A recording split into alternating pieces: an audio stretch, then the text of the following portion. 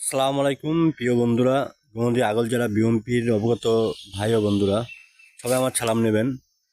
আমি আপনাদের মাঝে দুইটা কথা বলবো।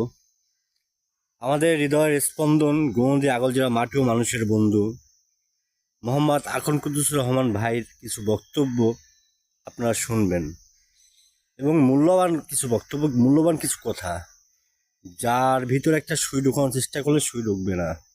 আমাদের সেই নেতার কিছু কথা আপনারা শুনবেন, ইনশাল্লাহ। ভিডিওটা দেখেন। নেতাদের ভূমিকাকে আমলনামা হিসাবে নিতে হবে। কারা জীবনের ঝুঁকি নিয়েছে, কারা কারাবরণ করতে তোয়াক্কা করেনি, কারা মৃত্যুর সাথে আলিঙ্গন করতে তোয়াক্কা করেনি, আপনি তাদেরকে চেনেন, আপনি তাদেরকে জানেন। ব্যক্তিগত স্বার্থের বশবর্তী হয়ে কোন সিনিয়র নেতা যদি কারো নাম প্রস্তাব করে, দয়া করে আপনি ওই নেতাকে ভৎসনা দিবেন। মাননীয় নেত্রী, প্রবাদটি মিথ্যাও হতে পারে, তবে অনেকেই বলেন 30 দিন রোজা হয়।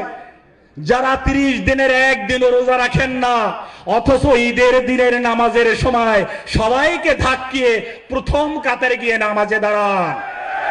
মাননীয় নেত্রী, এই কমিটিতে আমরা কোন বেঈমান মির্জাফর দলের সাথে বেঈমানি আঘাতকারী কোন নেতাকে আমরা দেখতে চাই না।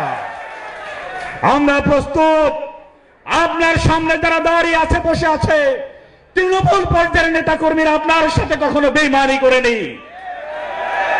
আপনি যদি দলের সাথে বেঈমানি করেছে তাদেরকে চিনতে চান, দূরে তাকানোর দরকার নেই, আশপাশ আর পিছনে তাকাবেন নেত্রী। আমি আশা করব কোন নেতার প্রতি বিদ্বেষ প্রসূত হয়ে নয়, কোন নেতাকে ব্যক্তিগতভাবে আক্রমণ করে নয়।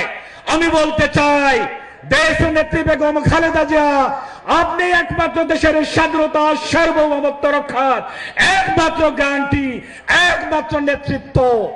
আর এই নেতৃত্ব, আর এই জনগণের অধিকার, আর এই গণতন্ত্রের সংগ্রামে যারা ছুরিকাঘাত করতে চায়, ওদেরকে রাজনৈতিক অস্ত্রাচুরে নিক্ষিপ্ত করতে হবে।